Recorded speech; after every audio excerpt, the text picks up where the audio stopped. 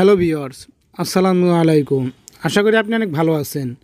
Viewers, এই ভিডিওটি অনেক গুরুত্বপূর্ণ একটি ভিডিও। আপনি থাম্বনেল থেকে বুঝতে পারছেন এই ভিডিওটি কী নিয়ে হবে। ভিউয়ার্স, একটি ফ্রিজ একটা পরিবারের জন্য খুবই দরকারি, কিন্তু এই দরকারি জিনিসটি কেনার সময় কোনো কিছু না দেখে আমরা সরাসরি শোরুম থেকে একটি ফ্রিজ নিয়ে আসি এবং ফ্রিজ কিনে নিয়ে আসার কিছুদিন পরে ফ্রিজটা নষ্ট হয়ে যায়। এই ভিডিওতে আমি কিছু জিনিস আপনাকে দেখাবো। ফ্রিজ কেনার সময় এই জিনিসগুলো আপনি দেখে কিনেন, তাহলে আপনি ভালো মানের একটি ফ্রিজ কিনতে পারবেন এবং ফ্রিজ কিনে আপনি ঠকবেন না। তো ভিউয়ার্স, আপনি যদি আমার চ্যানেল নতুন হয়ে থাকেন তাহলে অবশ্যই আমার চ্যানেলটি সাবস্ক্রাইব করে নেবেন এবং পাশে থাকা বেল আইকনটি প্রেস করে দিবেন আমার নতুন ভিডিওগুলোর নোটিফিকেশন পাওয়ার জন্য। তো চলুন শুরু করা যাক। আপনি যখন বাজারে ফ্রিজ কিনতে যাবেন তখন সর্বপ্রথম ফ্রিজের গায়ে এই লেখাটা খেয়াল করবেন। লেখা থাকবে R600A। এটা হচ্ছে গ্যাস। এই গ্যাসটি যে ফ্রিজে ব্যবহার করা হয় ওই ফ্রিজটি ঠান্ডা হতে অনেক কম সময় লাগে, সেই কারণে বিদ্যুৎ খরচ অনেক কম হয় এবং কারেন্ট বিলটা অনেক কম আসে। আপনি যখন ফ্রিজ কিনতে যাবেন তখন এই লেখাটা দেখে কিনবেন। এরপরে যে জিনিসটি দেখে কিনবেন আপনারা এখানে খেয়াল করুন।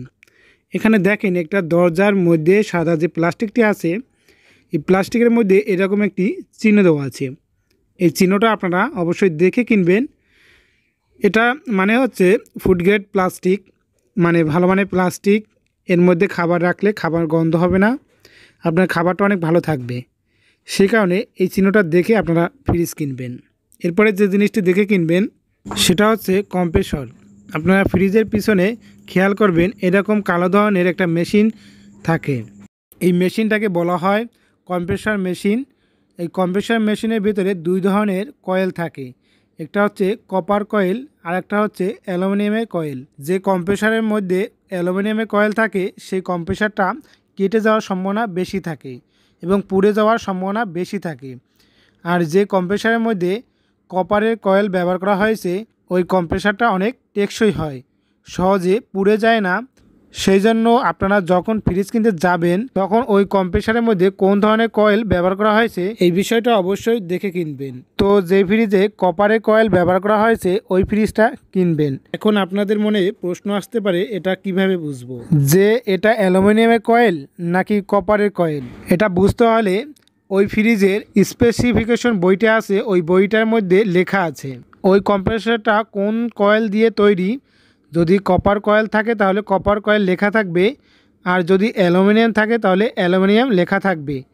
তো যখন আপনারা একটি ফ্রিজ কিনবেন এই কম্প্রেসরে কোন ধরনের কয়েল ব্যবহার করা হয়েছে এই বিষয়টা আপনারা দেখে কিনবেন।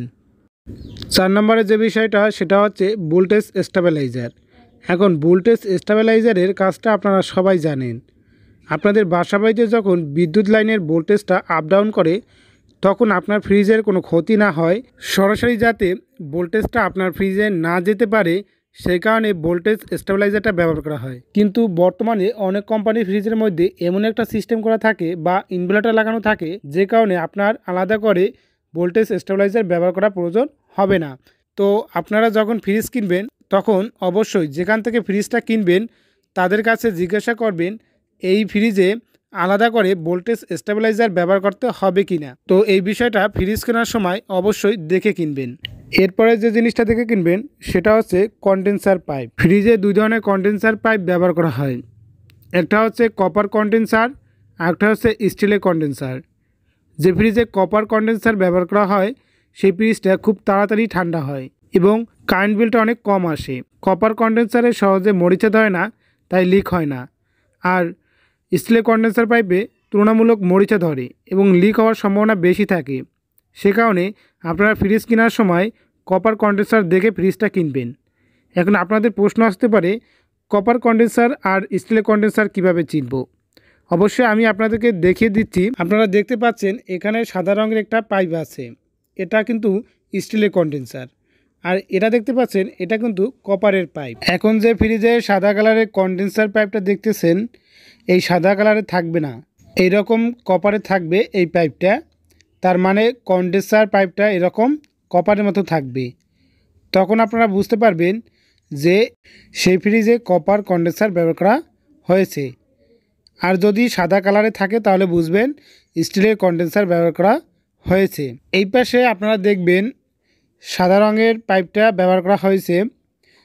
আপনারা যে ফ্রিজে এই রকম দেখবেন আপনারা তখন বুঝতে পারবেন যে এই ফ্রিজে স্টিলের পাইপ ব্যবহার করা হয়েছে, কপারের পাইপ ব্যবহার করা হয় নাই।